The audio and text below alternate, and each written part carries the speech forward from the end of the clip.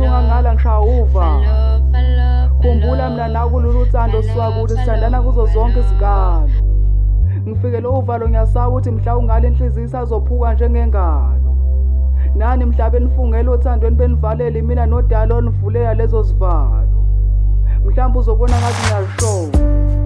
Ngizamile ukulamanisa ongwaqa nonkamisa yikho engachaza indlela engikuthanda ngayo embhalo. Ngoba lolu thando lesimanga lolo likwenza ungalala omunye mengafonanga ungambonanga. Mhla uthando nimemeza ithini esasabela ngathi naseningini ngikhetha phansi ngikhotha njengoshukela. Senginokuthiwa ngibiza igama lakho nasephusheni. Empeleni senginokubona isithombe sakho noma ngizibuka mina esibukweni.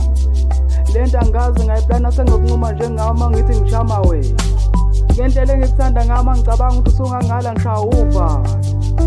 Khumbula mina nakulolu thando siwakuthi sithandana kuzo zonke izikalo.